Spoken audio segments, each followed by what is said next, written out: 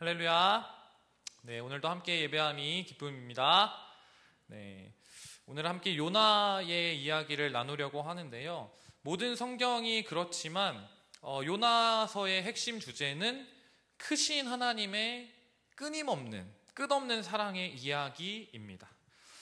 우리가 익히 요나에 대해서는 잘 알고 있잖아요. 주일학교 때부터 많이 들어온 이야기이기도 하니까요.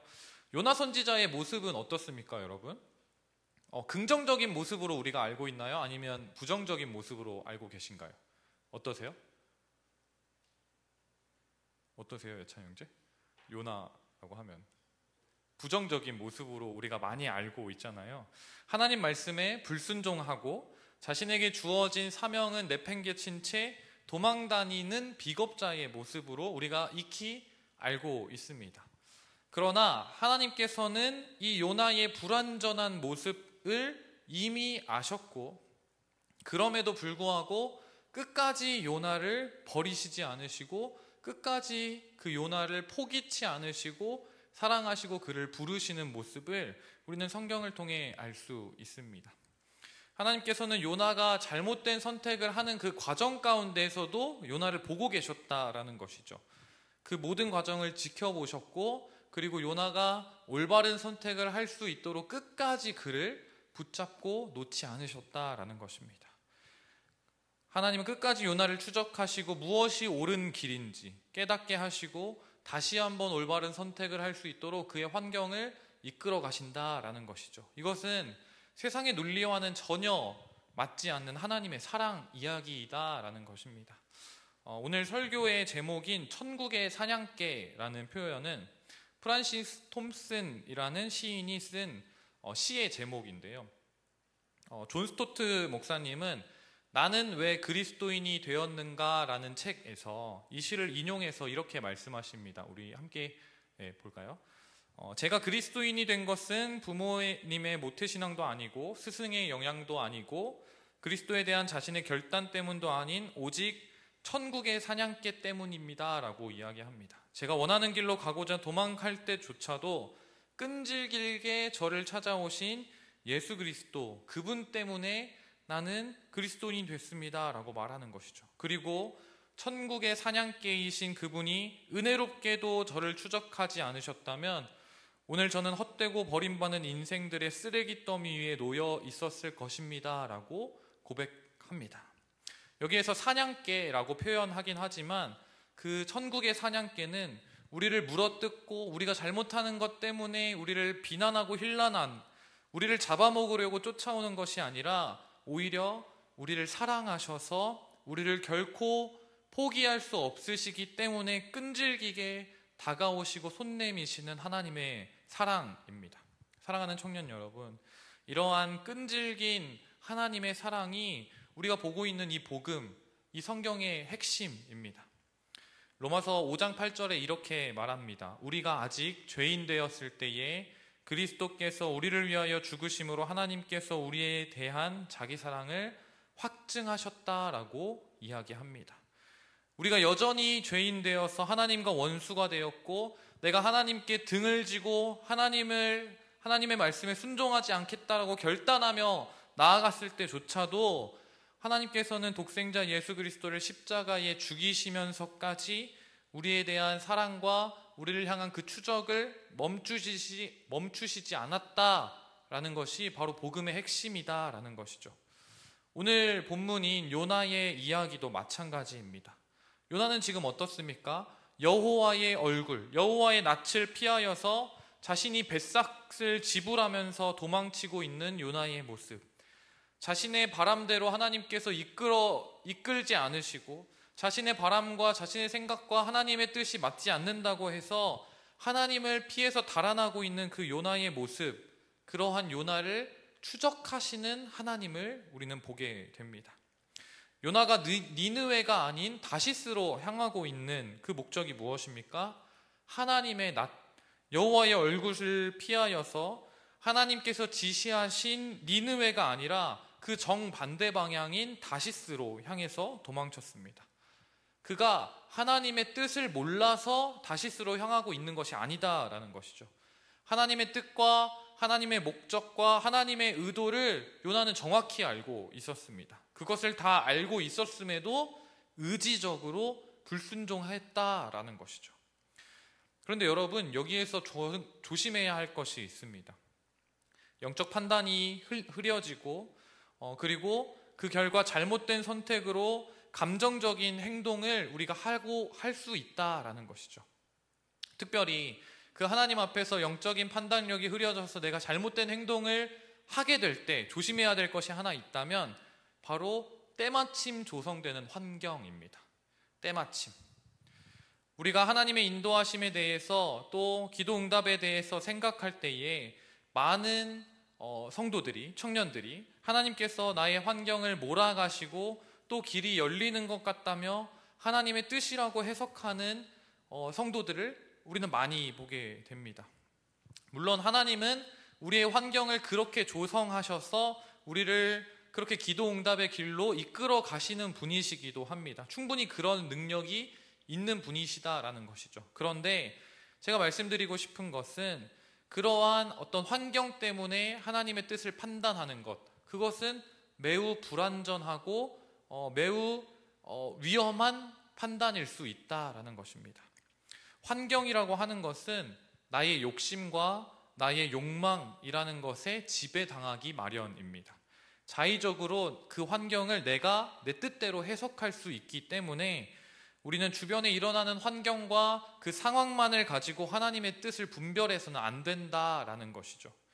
지금도 보세요. 요나가 하나님의 말씀이 분명히 있었음에도 불구하고 불순종해서 욥바로 내려가서 이제 욥바에서 배를 타려고 하는데 마침 어떤 배가 있는 겁니까? 니느웨가 아닌 다시스로 향하는 배가 마침 있는 거예요. 때마침이 있어서 좌석이 있습니까? 물어봤는데 어때요? 좌석도 있는 거예요.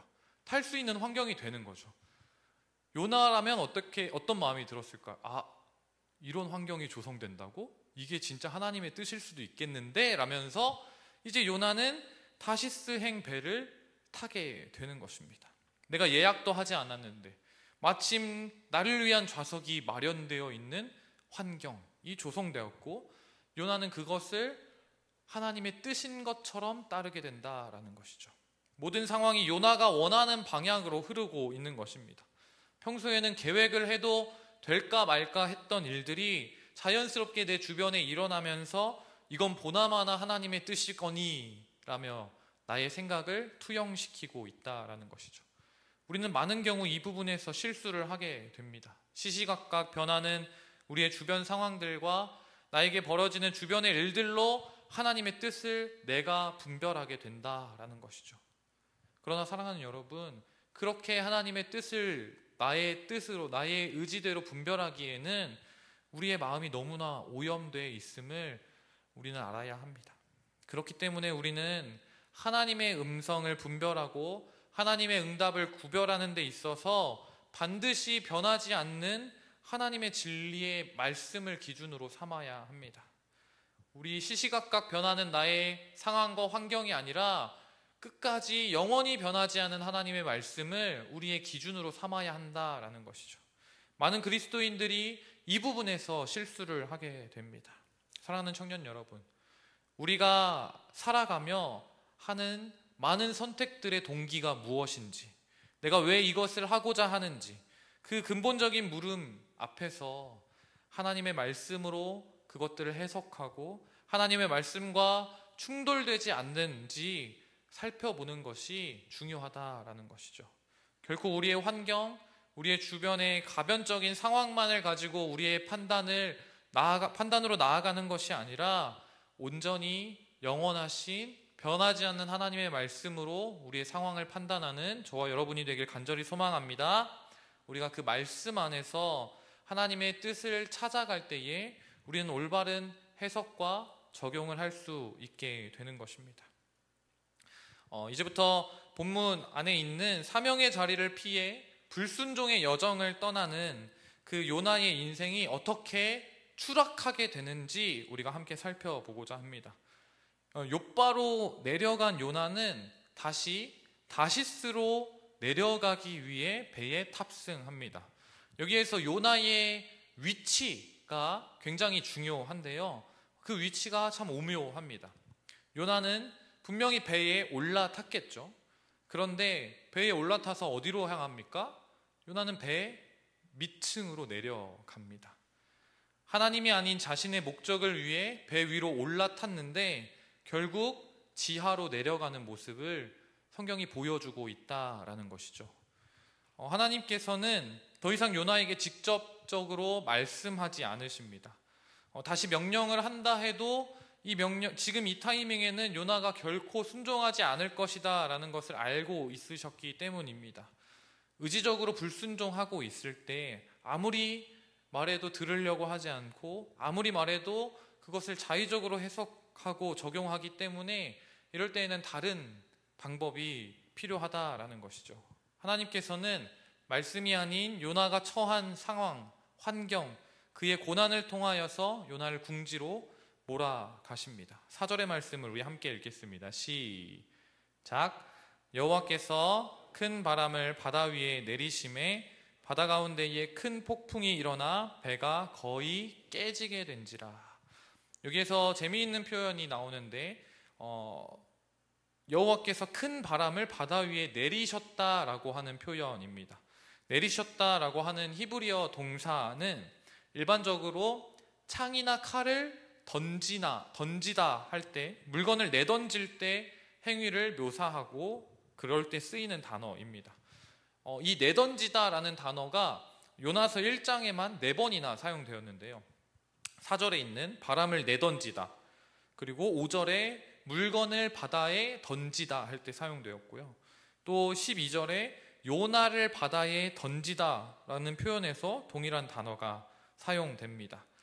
하나님을 떠난 그 요나의 인생이 어떻게 하강하는지, 어떻게 그 인생이 내리막길로 치닫는지를 지금 이 내던지다라는 표현을 통해 시각적으로 보여주고 있다라는 것이죠. 하나님께서 내던지신 그 바람이 큰 폭풍이 되어 요나가 탄 배를 덮칩니다. 그리고 배가 거의 깨지기 직전 파선의 위기에 다다르게 되었을 때 죽음의 위협 속에서 그 배에 탄 모든 사공들이 두려움 가운데서 자신의 신을 애타게 찾고 어떻게든지 살아보려고 배의 짐들을 다 내던지면서 살기 위해 적극적인 모습을 보이지만 정작 요나는 어떻습니까? 배 아래층에서 내려가서 깊이 잠들어 있는 것이죠. 점점 더 인생의 내리막길로 치닫고 있는 요나의 모습을 보여주고 있는 것입니다. 그리고 이 모습은 선원들과는 완벽한 대조를 이룹니다. 현 시점에서 선원들은 어떤 사람들입니까? 절대적인 피해자의 입장에 있지 않겠습니까? 선원들이 한 건 아무것도 없어요. 그냥 다시스로 가려는 선원들이었습니다. 그런데 그 이방인인 선원들은 문제를 해결하기 위해 적극적인 구조 행위를 하고 있는 반면에 원인 제공자인 요나는 어떻습니까? 문제를 회피하고 배 아래에 내려가서 아무것도 하지 않고 잠을 자고 있는 모습입니다. 무엇을 여기에서 보여주고 있습니까? 요나가 얼마나 영적으로 침체되어 있고 무기력해져 있는지를 고발하고 있는 것입니다. 영적인 감각을 완전히 상실하여서 모든 상황을 도외시하고 무관심한 태도를 보이고 있다라는 것이죠. 지금 여기에서 이 문제를 해결할 수 있는 사람은 누가 있습니까? 요나밖에 없습니다. 이 상황을 역전시킬 수 있는 유일한 사람, 바로 요나입니다. 그런데 그 게임 체인저인 요나가 배 아래에서 잠을 자고 있다라는 것이죠. 사랑하는 청년 여러분, 우리는 여기에서 이 상황을 잘 생각해 보아야 합니다. 배 아래에서 무기력하게 잠들어 있는 요나의 모습, 혹시 나의 모습과 닮아 있진 않은지 한번 살펴보아야 합니다. 우리의 영적 무기력함과 나태함을 보여주고 있는 것은 아닌가 생각해 보아야 한다라는 것이죠.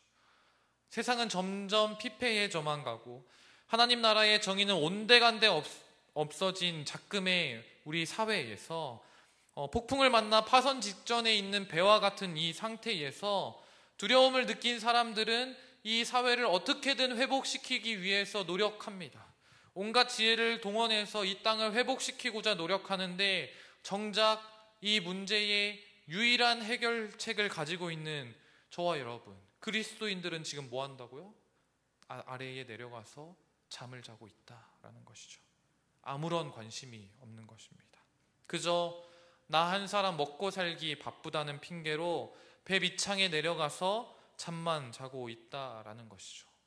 이 땅의 부흥과 회복을 위해, 하나님 나라의 정의가 회복되기 위해, 하나님 나라의 공의가 이 땅 위에 실현되도록, 또 민족 복음화를 위해서 영적인 영혼 구원에 앞장서고 몸부림쳐야 하는 저와 여러분 그리스도인들이 그저 안정된 직장, 경제적인 여유, 개인적인 행복을 생각하며 배 밑에서 누워 있다라는 것입니다. 사랑하는 청년 여러분, 교회를 위해서, 이 나라와 이 민족을 위해서 누가 기도해야 합니까? 이 땅의 소망이 무엇입니까? 이 땅의 소망은 한국교회이고, 한국교회의 소망은 바로 우리 김포제일교회인 줄 믿습니다. 김포제일교회의 소망은 또 어디에 있습니까? 저는 우리 청년부에 있다라고 생각합니다. 여러분들이 이 땅의 소망이다라는 것이죠. 하나님께서는 저와 여러분들을 이 땅의 소망, 교회의 소망, 하나님 나라의 소망으로 부르셨다라는 것입니다.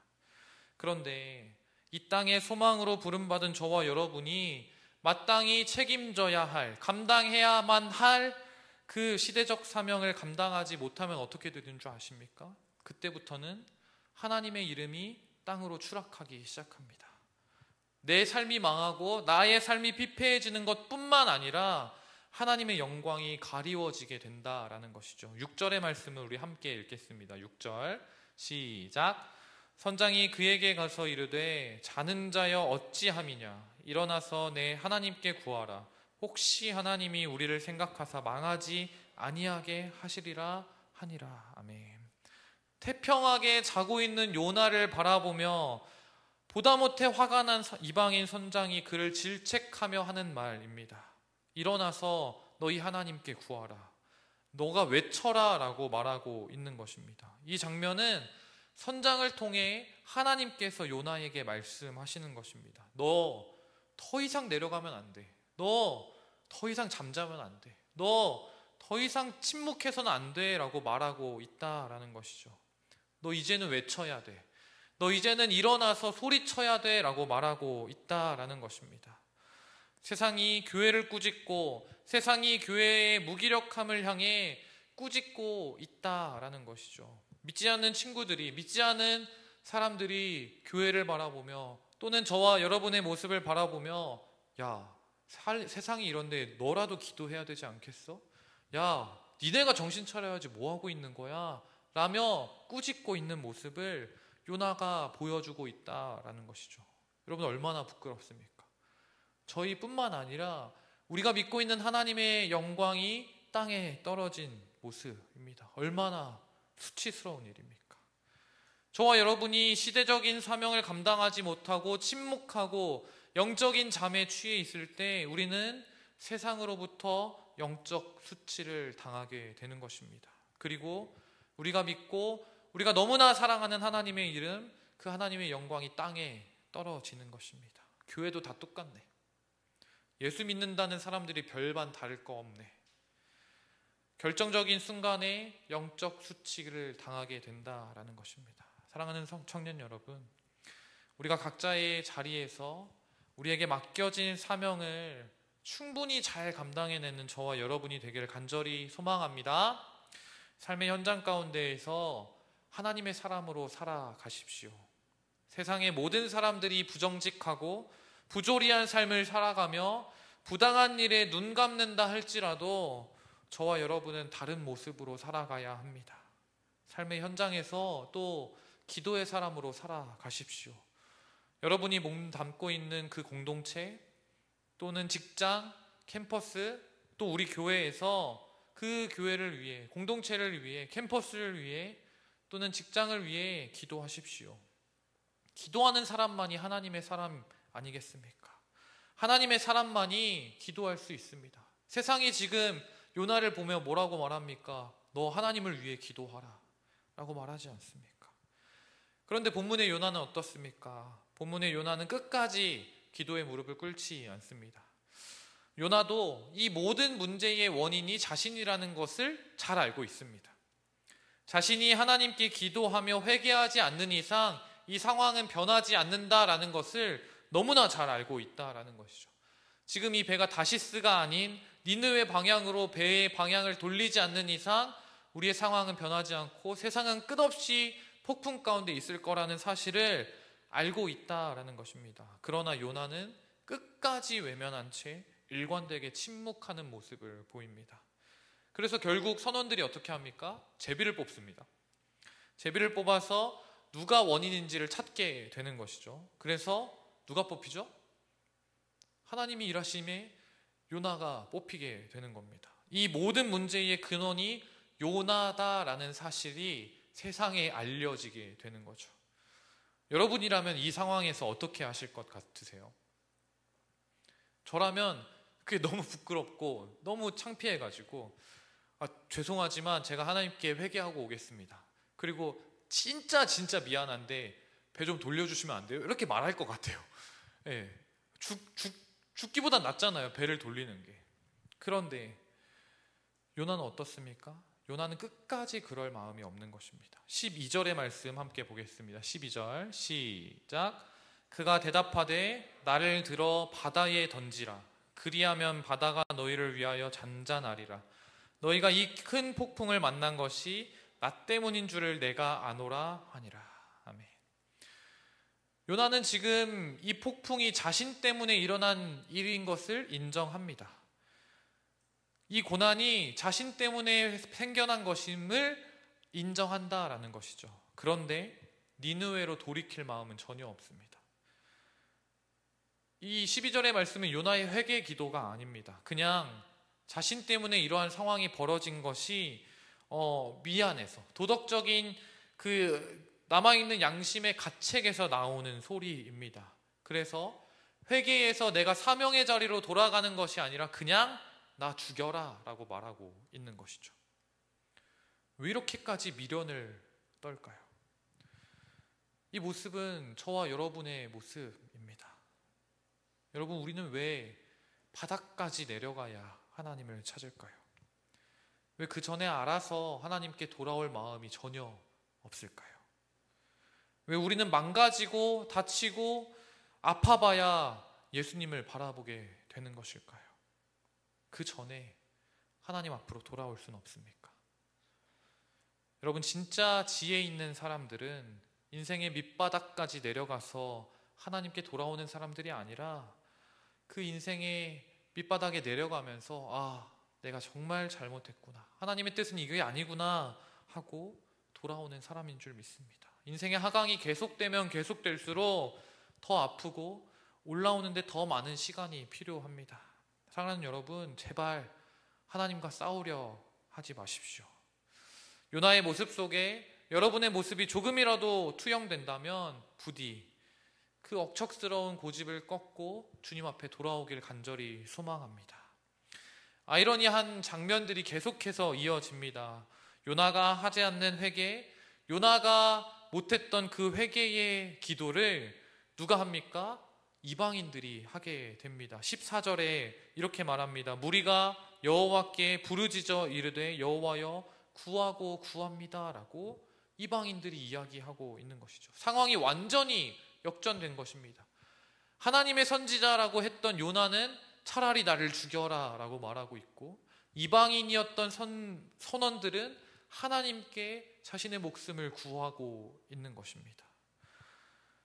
여러분, 이런 상황 가운데 하나님이 요나에게 이렇게 경고하시는 것처럼 저는 느껴집니다. 요나야, 저게 바로 네가 나한테 보여야 할 반응이야.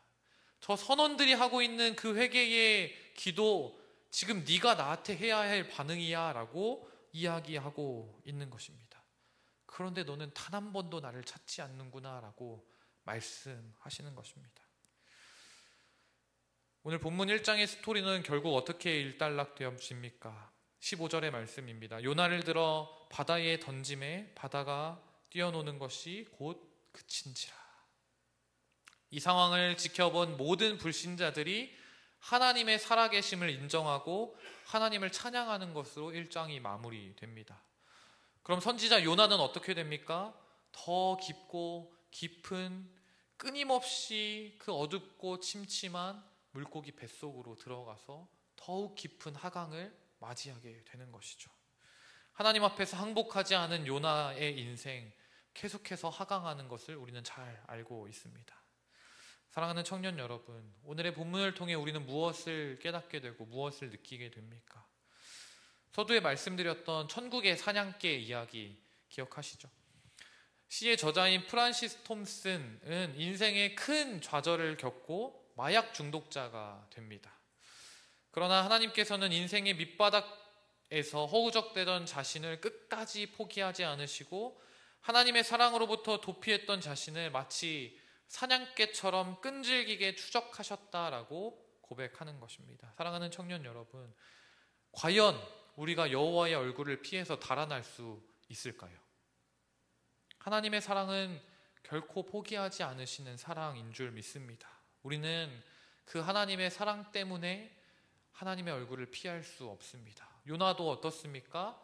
끝까지 차라리 나를 죽여라 라고 말하면서까지 하나님의 명령, 하나님의 말씀에 불순종하고자 했지만 결국엔 어떻게 됩니까?